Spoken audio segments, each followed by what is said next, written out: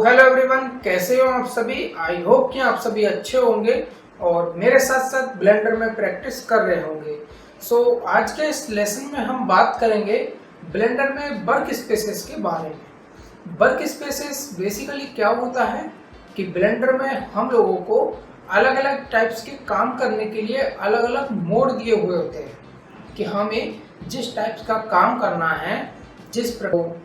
मैं आपको पहले एक और बात क्लियर कर देता हूं कि मेरे इस चैनल पर ब्लेंडर की बेसिक टू एडवांस कोर्स की सीरीज चल रही है, जिसमें आपको बिल्कुल ब्लेंडर बेसिक से सिखाया जा रहा है।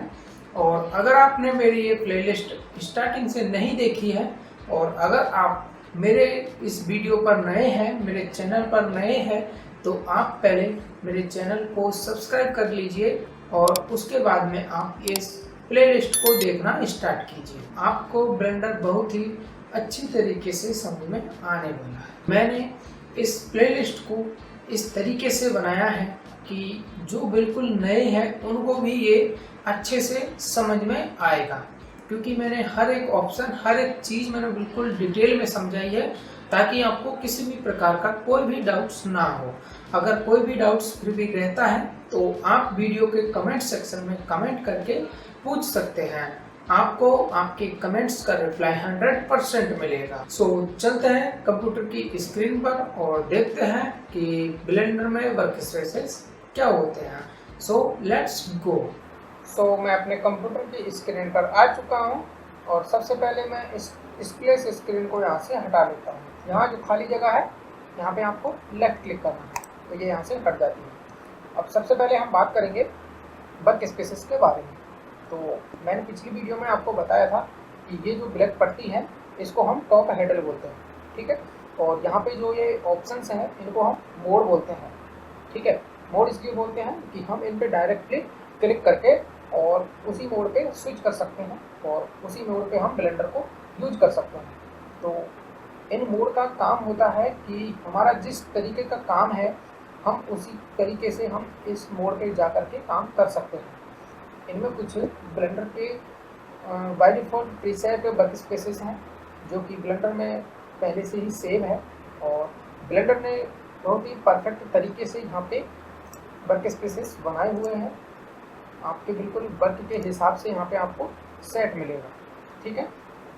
तो लेकिन आप अगर फिर भी चाहते हैं कि, और जैसा कि मैं आपको दिखा देता हूँ कि जब मैं इन ऑप्शंस पे यहाँ पे एक एक करके मैं क्लिक करूँगा तो यहाँ पे आपको इसकी यूआई चेंज होते हुए नज़र आएगी, ठीक है। तो मैं यहाँ पे क्लिक करता हूँ, modelling, scripting, UV editing, texture paint, shading, animation, ठीक है। तो और भी यहाँ पे काफ़ी सारे हैं, ठीक है। तो जैसा कि मैंने पिछली वीडियो में आपको बताया था कि हम यहाँ पे विंडो को कस्टमाइज कर सकते हैं, ठीक है। वो मैंने यहाँ पे लेआउट में बताया था।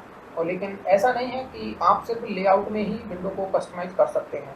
आप इनमें से किसी भी ऑप्शन पे क्लिक कर सकते हैं और उसी पे आप विंडो को कस्टमाइज कर सकते हैं, ठीक है। तो मैं आपको दिखा देता हूँ।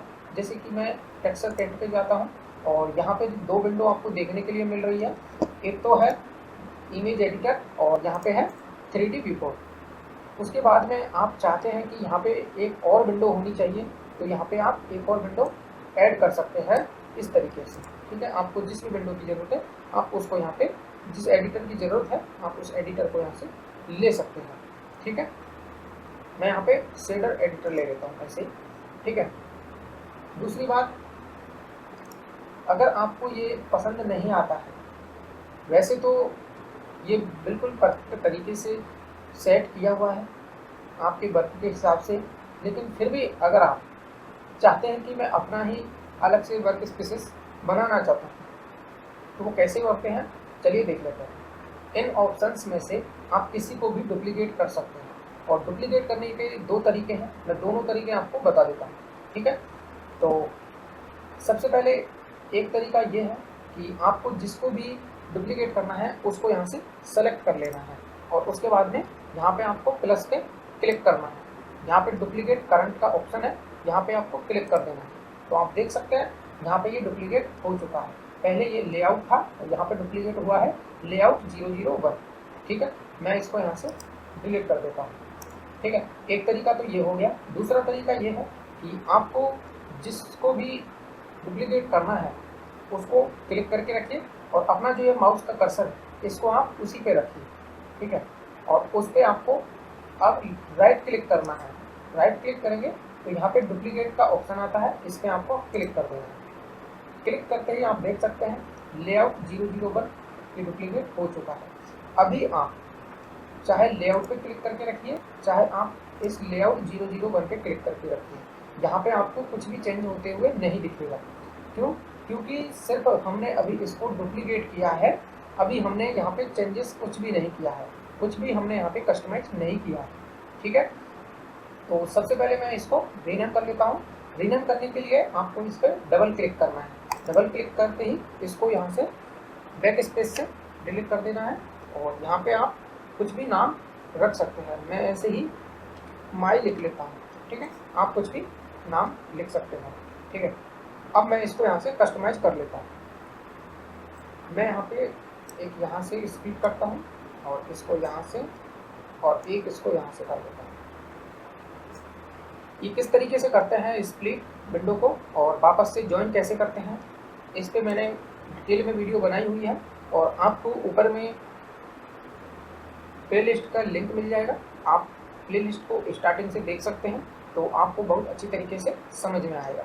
मैंने बिल्कुल बेसिक से कवर किया है ब्लेंडर को और बहुत ही अच्छी तरीके से समझाने की कोशिश की है ताकि आपको अच्छे से समझ में आ सके, ठीक है। तो आप पहले पूरी प्लेलिस्ट को देखिए, तब यहाँ पे आकर के इसको कंटिन्यू कीजिए, ठीक है। तो मैंने यहाँ पे इस तरीके से कुछ कस्टमाइज कर दिया है, आप अपने हिसाब से कुछ भी यहाँ पे कर सकते हैं।